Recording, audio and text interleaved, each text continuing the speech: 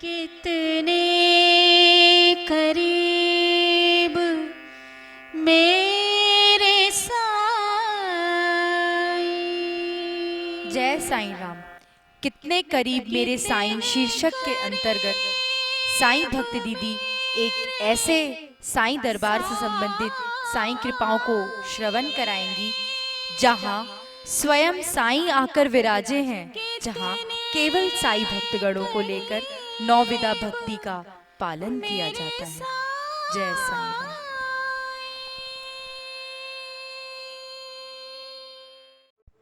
राम। ओम साईनाथाय नमः।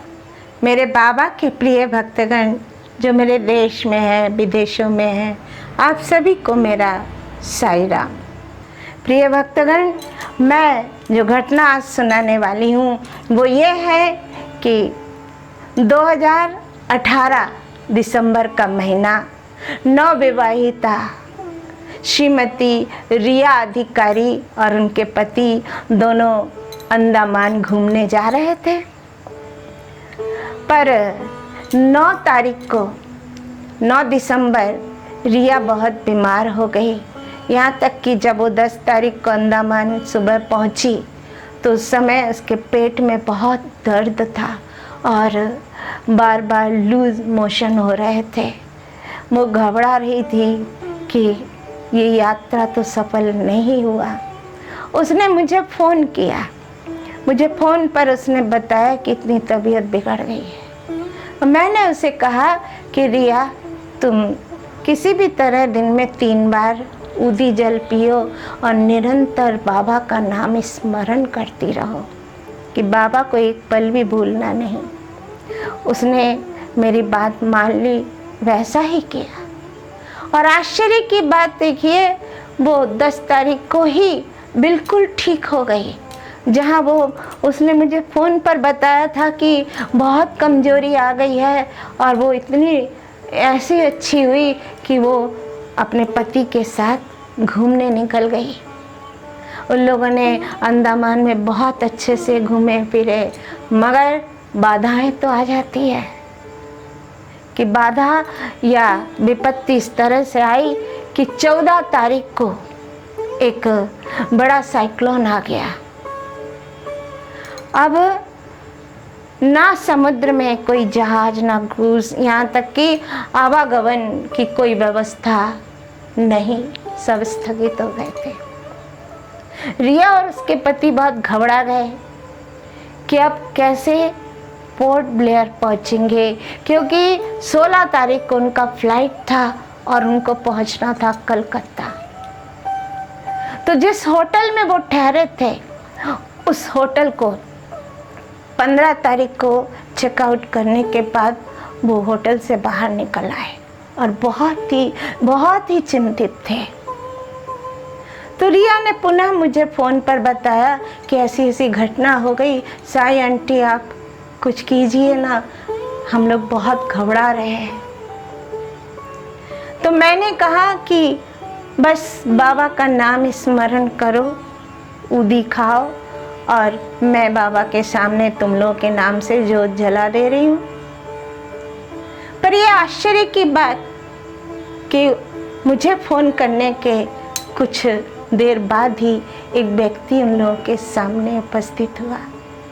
उस व्यक्ति ने रिया और उसके पति से कहा कि आप लोग बहुत परेशान हो और मैं समझ रहा हूँ कि आप पहुँच नहीं पा रहे हो। आप ऐसा कीजिए, हमारे साथ चलिए, मैं एक होटल में आपको लेकर चलता हूँ, आज रात वहीं काट लीजिए। और वो व्यक्ति उनको दोनों को लेकर एक होटल पहुँचे, जहाँ उस होटल का किराया इतना कम था और उस होटल में सब सुविधाएं भी थी। ये बहुत आश्चर्य की बात, जहाँ रिया और उसके पति सोच रहे थे कि जिस होटल को छोड़ के आए थे उसमें दोबारा जाना बहुत कठिन था, पर यहाँ बाबा ने ऐसी मदद की कि स्वयं तो आते नहीं हैं, किसी को माध्यम बनाते हैं और उन्हें एक उचित होटल में पहुँचा दिया। उस व्यक्ति ने उन्हें और भी कई तरह से सहायता पहुँचाई। 14 तारीख की रात उसी होटल में काटने के बाद 15 तारीख के प्रातः रिया होटल के बरामदे में खड़ी होकर बादलों की ओर देख रही थी। बहुत चिंतित थी और बाबा से कह रही थी, प्रार्थना कर रही थी कि हे साईं, अगर आप मुझे किसी भी तरह से जरा सा संकेत कर दो कि हमारे कलकत्ता जाने की व्यवस्था हो जाएगी, पोर्ट ब्लेयर तक जाने की व्यवस्था हो जाएगी, ऐसा कुछ संकेत ऐसा दे दो कि हमें विश्वास हो जाए। वो बाबा को पुकार रही थी और बादलों की ओर देख रही थी। अचानक उसने देखा कि बादलों में बाबा का चेहरा उभर कर आया।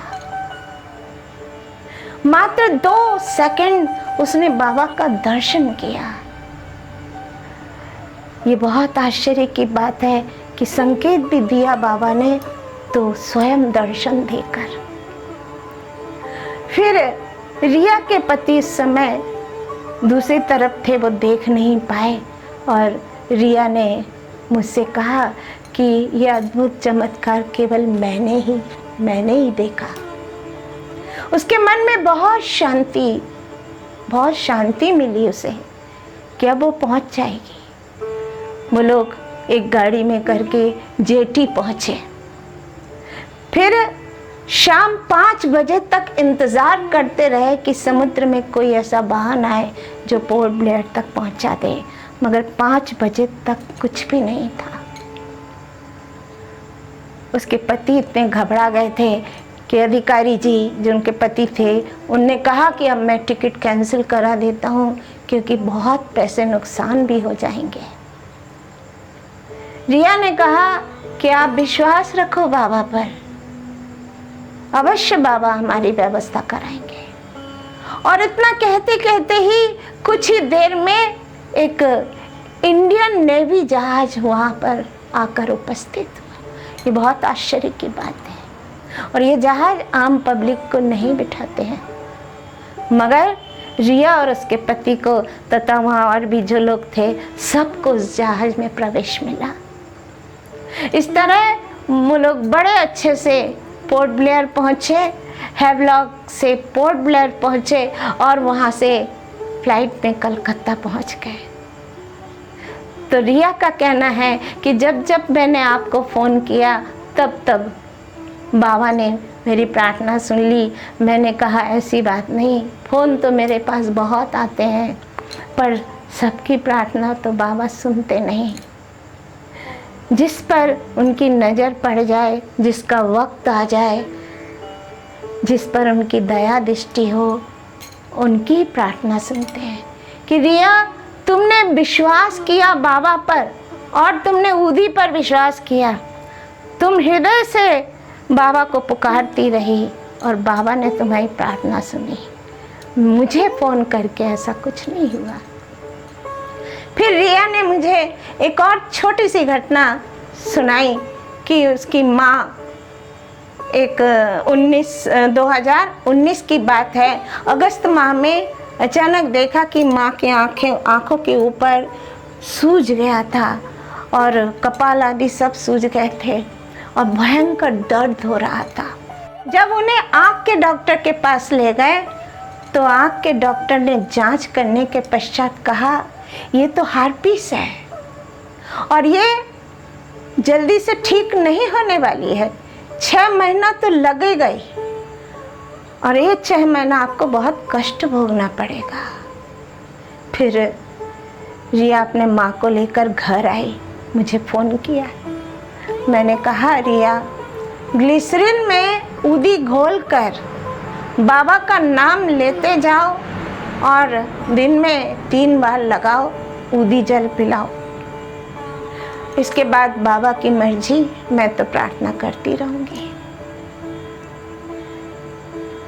5 दिन 6 दिन कट गए कष्ट भोगते भोगते और 7वें दिन बड़ा चमत्कार हुआ।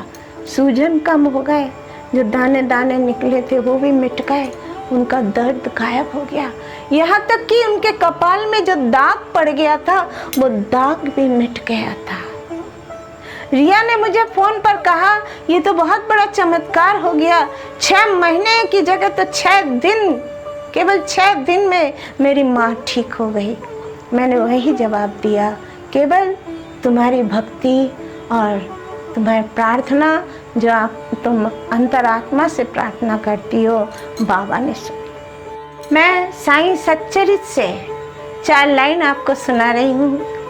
जो मुझ पर विश्वास रखकर सतत मेरा ही चिंतन करता है, जो मुझ पर विश्वास रखकर सतत मेरा ही चिंतन करता है, उसके सब कार्य मैं स्वयं ही करता हूँ और अंत में उसे श्रेष्ठ गति देता हूँ। अध्याय 28। ओम साई राम। ओम साई नाथाय नमः। मेरे बाबा के प्रिय भक्तगण, आगामी तिथि में जो मेरा एपिसोड आएगा उसे अवश्य देखिएगा, क्योंकि कई भक्तों ने मुझसे कहा है कि आपकी ज़िंदगी में बाबा कैसे आए। तो मैं आगामी एपिसोड में बताऊंगी। आप इंतज़ार कीजिए, अवश्य देखिए, सब्सक्राइब कीजिए। ओम साई राम। साचो तेरो